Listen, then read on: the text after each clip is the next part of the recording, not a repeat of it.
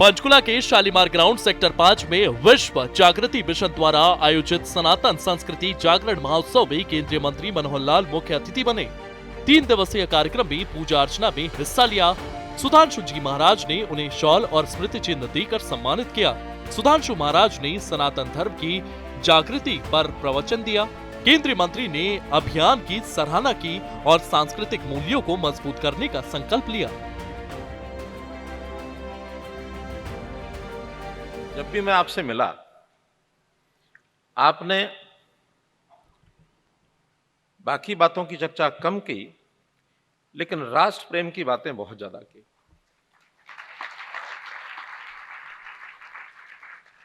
देश में क्या है, दुनिया में क्या हो रहा है, दुनिया के देशों में कौन हमारा मित्र है, कौन हमारा दुश्मन है। मोदी जी अच्छा कर रहे हैं, बाकी सरकारों को भी उसी प्रकार से आगे बढ़ना चाहिए। हर राजनेता को राष्ट्र की चिंता ही करनी चाहिए। यह भी भली भांति हम सबको मालूम है कि इस पिछले 10-11 वर्षों में जो एक वातावरण बना है देश में, चेतना आई है, राजनीतिक लोग भी सेवाभावी हुए हैं, राष्ट्रभक्ति मन में आई है, उनकी छवि सुधरी है। आदरणीय मोदी जी को एक बार जब प्रधानमंत्री नहीं बने थे, एक पत्रकार ने पूछा, मोदी जी आप प्रधानमंत्री बनने जा रहे हैं। 2013 में जब उनकी घोषणा हो गई थी तब की बात है।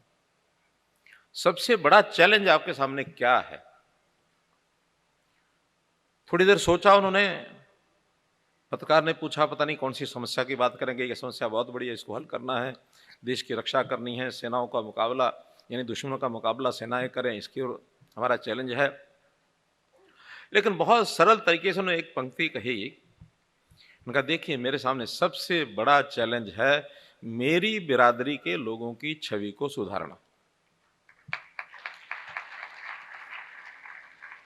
राजनेताओं की जो छवि होती थी, हम सब सामान्य समाज में जब सुनते थे ये नेता है, अच्छे लोग तो ये कहते थे मुझे नेता मत कहो, कुछ भी कह लो, लेकिन समाज में नेता है तो जरूर उसकी कोई ना कोई 2-4 कमियां उसी समय बता देते थे।